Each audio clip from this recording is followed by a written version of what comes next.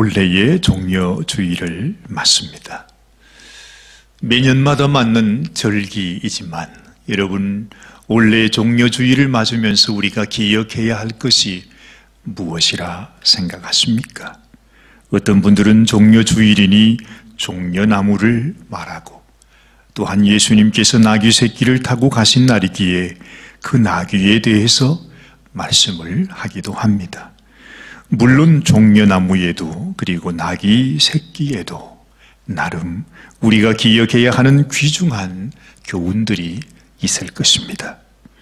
그러나 오늘 저는 여러분들과 함께 그날 예루살렘으로 올라가시는 예수님의 그 심정을 가까이에서 한번 느껴보기를 원합니다. 우리가 당시에 예수님의 심정을 들여다볼 수만 있다면 지금 이 종려주일의 의미가 더욱 우리의 마음 깊이 다가올 것이라 생각되기 때문입니다.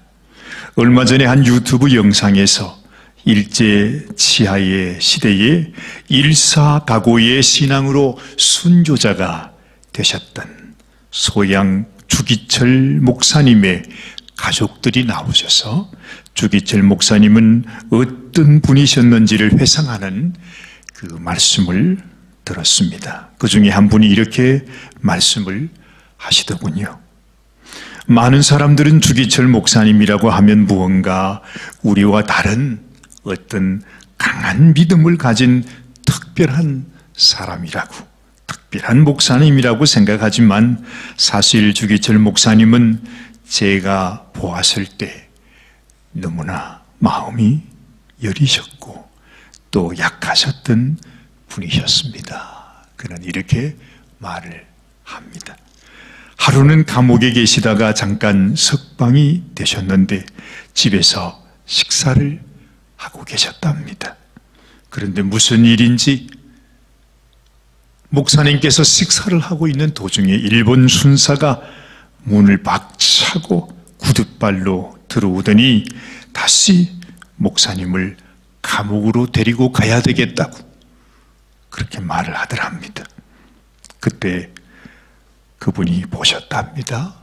식사를 하시던 주 목사님의 손을 보는데 그 손이 덜덜덜덜덜 떨리시면서 간신히 숟가락을 놓으시더니 어머님 앞에 무릎을 꿇고 이렇게 말씀하시더랍니다. 어머니, 나는 저들이 하는 고문이 너무나 무섭고 견딜 수가 없어요.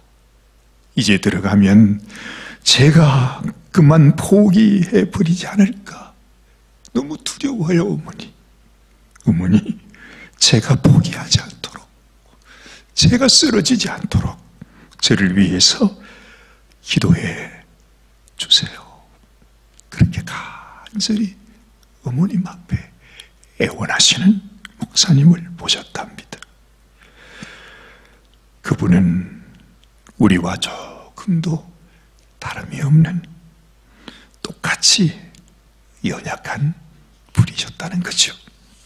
그러면 여러분이 이제 이 험한 세상에서 3년이라고 하는 공생애를 살아오셨던 예수님이 결박과 채찍과 죽음이 기다리고 있는 예루살렘으로 향하여 가실 때의 주님의 심정은 어떠하셨겠습니까?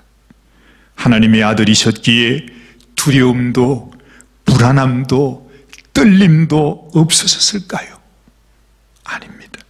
그분은 하나님이시면서 또한 우리와 똑같은 인생이 되셨기에 우리에게는 비록 흔한 일상과 같은 고통이요, 언제나 듣는 죽음이라 할지라도 그분이 느끼는 고통, 그분이 느끼는 죽음이라고 하는 것은 우리들이 느끼는 것과는 비교할 수 없을 정도로 큰 것이었을 것입니다. 그러나 그럼에도 불구하고 그는 하나님께서 이미 말씀으로 정해 놓으셨던 그 고난의 길을 가시기 위해 나귀를 데리고 오라 하시고 타셨고, 또한 죽음이 기다리고 있는 예루살렘으로 향하셨던 것을 우리는 알게 됩니다. 그때의 주님의 심정, 적어도 오늘 우리는 그 주님의 심정을 느낄 수 있어야 할 것입니다. 그 모습을 보는 군중들은 종려나무 가지를 베어서 길에 펴기도 하고 흔들기도 하면서 호산나 다윗의 자손이여 찬송하리로다 하면서 소리를 높였습니다.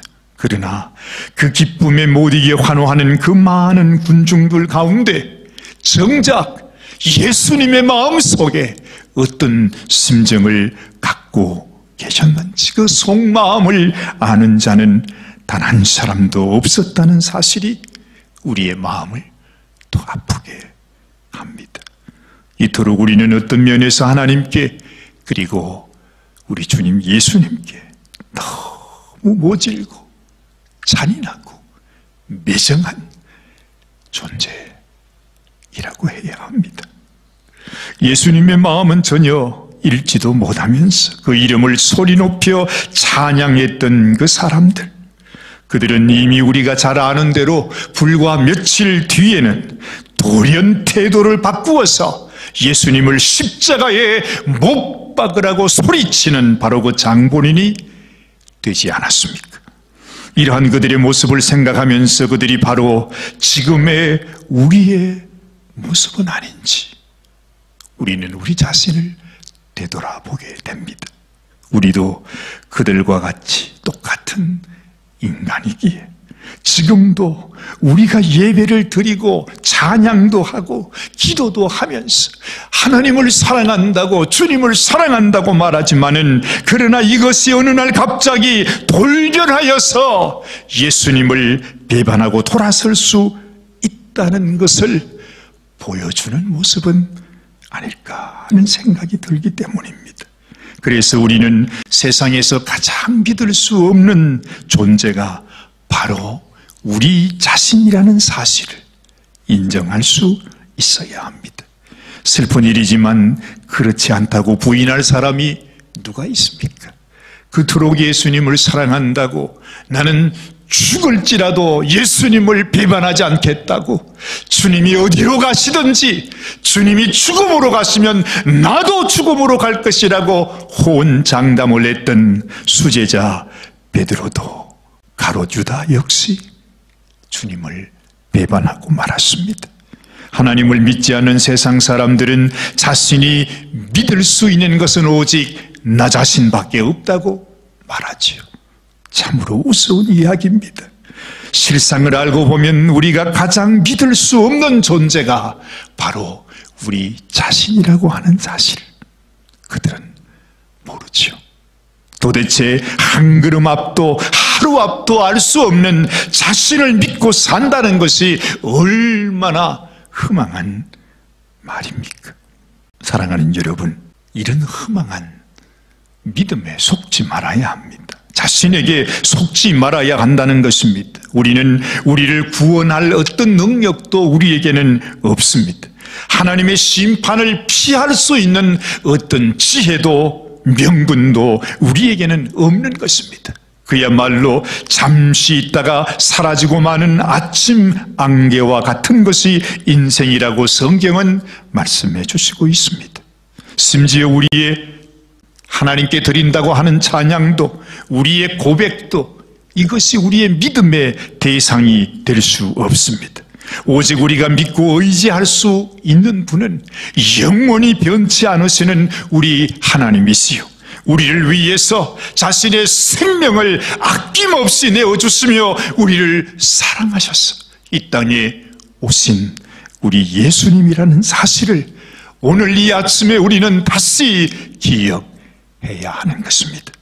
누가복음에서는 이런 어리석고 연약한 인생들을 향한 예수님의 마음이 잘 표현이 되어져 있습니다. 누가복음 19장 말씀을 보면 같은 본문의 말씀이 나오는데, 드디어 예수님이 나귀를 타시고 예루살렘 성 가까이 오셨다 말씀합니다.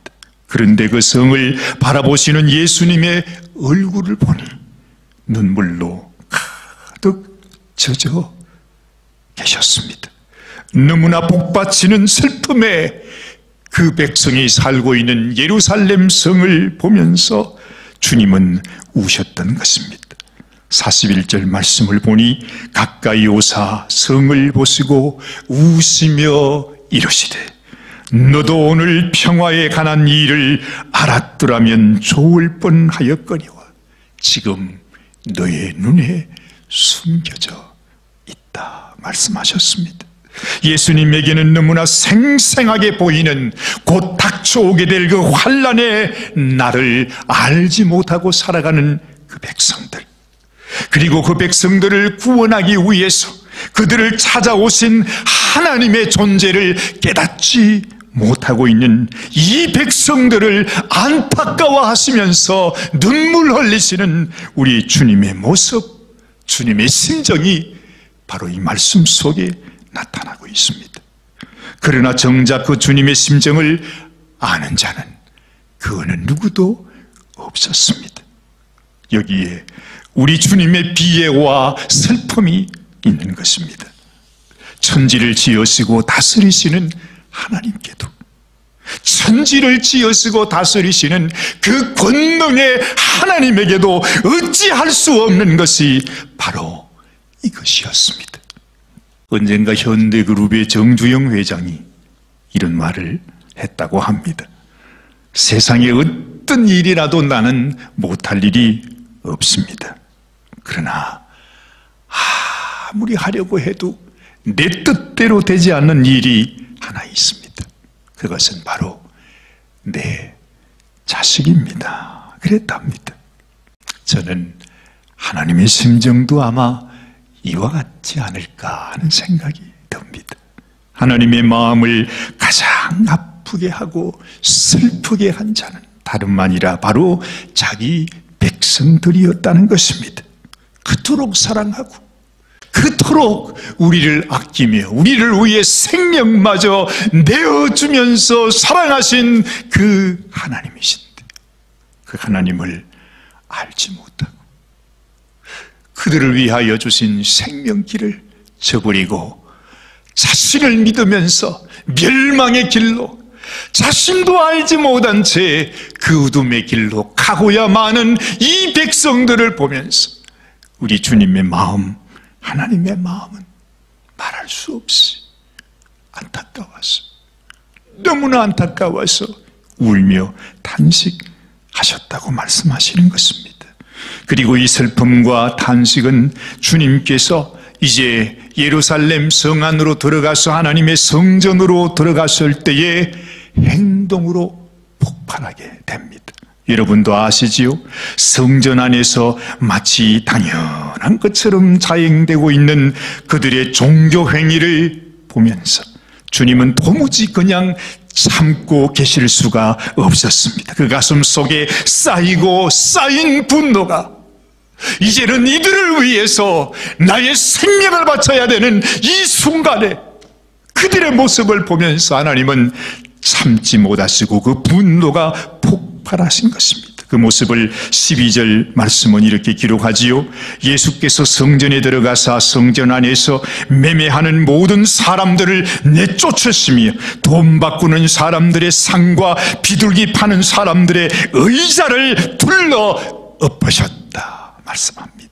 어느새 성전 안에까지 만연되어 있는 이 세상적인 모습들을 신랄하게 질타하신 것입니다. 그러나 그러한 행위들은 당시의 종교 지도자들과 그 백성들에게는 너무나 당연한 것이었어요.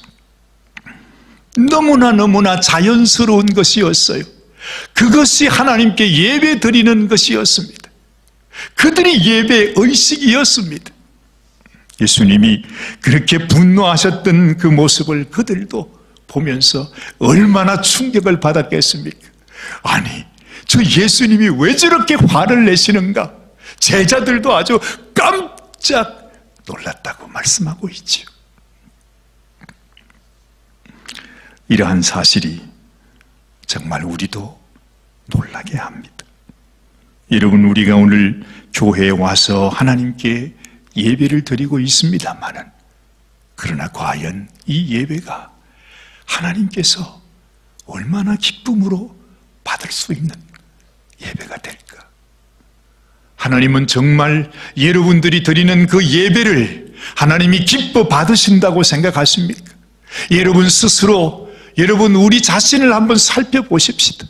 정말 내가 드리는 예배가 신령과 진정으로 하나님 앞에 올려드리는 예배입니까?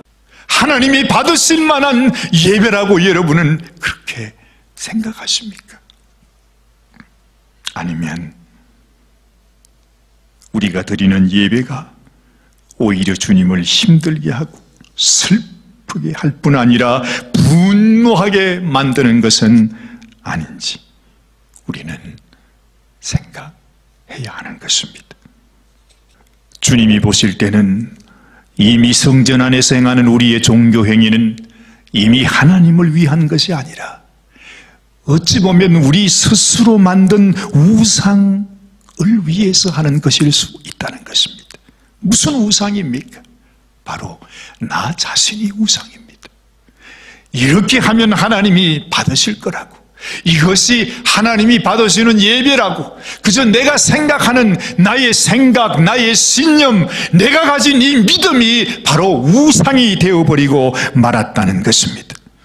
자기 자신들에게 습관이 된 종교 생활, 이것이 하나님이 가장 싫어하시고 분노하시는 우상이라는 말입니다. 그러나 그들도 우리도 전혀 이 사실을 깨닫지 못하고 있죠. 그러니 예수님의 이러한 과격한 행동을 그들은 도무지 이해할 수가 없었을 것입니다. 정말 해결할 수 없는, 피할 수 없는 갈등이 여기에 있는 것이죠. 예수님은 이렇게 말씀하십니다. 13절 말씀에 그들에게 이르시되 기록된 바 내 집은 기도하는 집이라 일컬음을 받으리라 하였거늘 너희는 강도의 소굴로 만들었도다 하셨습니다. 당시의 종교 지도자들과 백성들은 완전히 하나님이 원하시는 반대 방향을 향해서 열심히 하나님 앞에 예배 드린다고 그렇게 달려가고 있었다는 말이죠. 여러분, 어찌 이 말씀이 그 당시 백성들만을 향한 말씀일까요? 우리는 조금도 가감함이 없이 그 당시의 백성들의 모습이 바로 지금 우리의 모습일 수 있음을 우리도 깨달을 수 있어야 할 것입니다. 적어도 이러한 눈으로 우리의 신앙을 다시 돌아볼 수 있어야 합니다.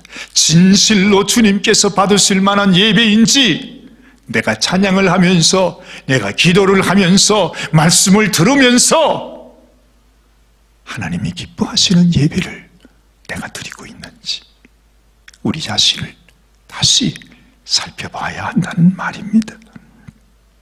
마태복음 15장 19절 20절 말씀에 예수님은 이렇게 말씀하셨습니다. 마음에서 나오는 것은 악한 생각과 살인과 간음과 음란과 도둑질과 거짓 증언과 비방이니 이런 것들이 사람을 더럽게 하는 것이라 말씀했습니다.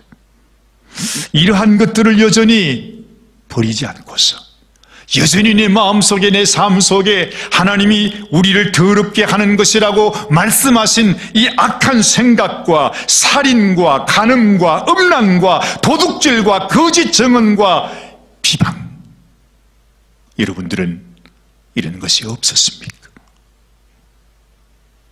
이것을 내게서 멀리하지 않으면서, 이것으로 인하여 내 마음속에 고통함이 없으면서, 내가 눈물로 하나님 앞에 회개하지 아니하면서 우리가 이 자리에 나와 있다면 우리는 지금 하나님을 분노케 하는 그 장본인이라고 하는 사실을 우리는 기억해야 할 것입니다.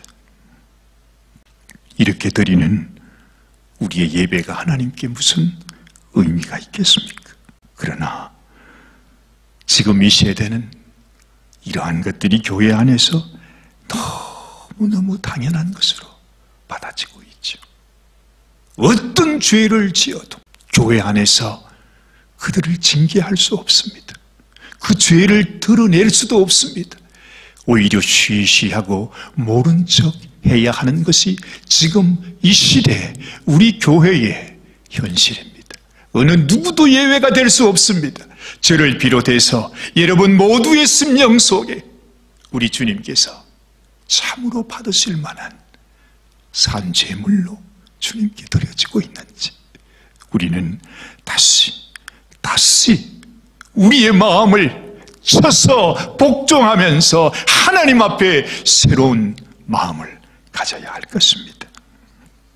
교회는 더 이상 기도하는 집이 아니라 강도의 소굴이라고 하신 말씀이 조금도 지나침이 없습니다. 이러한 모습을 보시는 주님의 마음은 어떠실까요? 왜 우리가 주님의 눈에서 또다시 눈물을 쏟게 해드려야겠습니까? 그 참담한 심정 속에서도 예수님은 자신들에게로, 그곳에서 자신에게로 나오는 맹인들과 저는 자들을 고쳐주셨다. 오늘 본문의 말씀은 기록하고 있습니다. 사실 그들은 하나님께로도 나갈 수 없는 부정한 자들이었습니다. 여러분 기억하십니까? 누가복음 14장 21절 말씀에 보면 이런 말씀을 합니다. 종이 돌아와 주인에게 그대로 고하니 이에 집 주인이 노하여 그 종에게 이르되 빨리 시내의 거리와 골목으로 나가서 가난한 자들과 병신들과 소경들과 저는 자들을 내게로 데려오라. 사랑하는 여러분, 하나님이 베푼 잔치에 초청한 자들이 하나님의 초청에 응하지 않는다는 말을 듣고 하나님은 거리와 골목으로 나가서 가난한 자들과 병신들과 소경들과 저는 자들을 데려오라고 말씀하시고 있습니다. 주님께서 지금 오늘 그 성전에서 그 성전을 그토록 책망하시면서 그곳에서 버림받는 자들의 주님이 되어주셨습니다. 그리고 어린이들의 찬양을 받으셨지요. 그들로 인하여 우리 주님이 위로를 받으신 것입니다. 주님이 그토록 아파할 때, 주님이 그토록 슬퍼할 때, 주님이 그토록 눈물을 흘릴 때, 주님이 그토록 분노할 때에 그 주님 앞에 조금이라도 위로가 되었던 사람이 누구였는가? 바로 그 시대, 그때의 성전에서 버림받았던 그 심령들이 우리 주님의 마음을 위로했던 자가 된 것을 우리는 알게 되는 것입니다. 그리고 이들을 책망하는 대제사장들과 서기관들에게 예수님은 말씀하십니다. 16절 말씀에 너희는 어린 아기와 젖먹이들의 입에서 나오는 찬미를 온전하게 하셨나이다 함을 너희가 읽어본 일이 없느냐. 그들은 어린 아이들이 나와서 예수님을 찬미하는 것이 무엇을 의미하는지, 그들이 예수님의 마음에 기쁨이 되고 있는 것이 어떤 것을 의미하는지 그들은 알지 못했습니다. 예수님이 그들에게 가르쳐 주시는 것입니다. 바로 하나님이 원하시고 하나님께서 그토록 원하셨던 일이 바로 이 일이라고 하는 사실. 너희는 왜 이 어린아이처럼, 왜 이 병든 자와 저는 자처럼 내게로 나오지 않느냐고 주님은 물으셨던 것입니다. 그리고 예수님은 성전을 떠나서 성 밖에 있는 베다니에 가서 거기서 유하셨다고 말씀하고 있습니다. 성전은 당시에 가장 거룩한 자가 거하는 곳이었습니다. 그런데 베다니는 당시에 가장 가난하고 연약하고 비천한 사람들이 살던 마을이었습니다. 그러나 예수님은 그 성전을 떠나서 그 비천한 사람들, 가난하고 연약한 사람들이 사는 그 베다니로 가셨다. 오늘 말씀은 그렇게 맺어지고 있습니다. 저는 예수님이 성전을 떠나 성 밖 베다니로 가셔서 거하셨다는 이 말씀이 오늘 종려주의를 맞는 우리에게 전해주시는 가장 중요한 메시지라고 믿습니다. 사랑하는 여러분, 그렇다면 오늘 우리가 이 아침에 하나님 앞에서 결단해야 하는 것은 무엇일까요? 여러분은 어떻게 생각하십니까? 기도하겠습니다. 살아계신 주님 감사합니다. 주님은 우리를 구원하기 위해 이 땅에 오셨고 인간의 모진 고초를 다 겪으시며 이제는 십자가에 못 박히시는 며칠을 남겨두시고 십자가가 기다리는 예루살렘 성으로 들어가시고 또한 마지막으로 그 성전을 둘러보시며 우리 주님의 분노를 쏟아내셨습니다. 하나님, 참으로 우리는 너무 어리석어서 아직도 주님의 마음을 알지 못하고 주님의 뜻을 알지 못하고 주님이 우리에게 원하시는 것이 무엇인지를 깨닫지 못하여 아직도 여전히 그때 그 백성들처럼 우리는 멸망의 길로 가고 있지는 않은지 우리 자신을 돌아보기 원합니다. 불쌍히 여겨 주시옵소서. 참으로 주님이 원하시는, 주님이 기뻐 받으시는 주의 백성, 진실로 주를 사랑하는 참 예배자로 주님께 나아갈 수 있도록 우리를 도와주시옵소서. 우리 주님과 함께 이제는 죽음에도 또한 부활의 영광에도 함께 참여하는 저희 모든 성도들이 될 수 있도록 주여 긍휼을 베풀어 주시옵소서. 우리 주님 예수님의 귀하신 이름 받들어 간절히 기도드리옵나이다. 아멘, 아멘.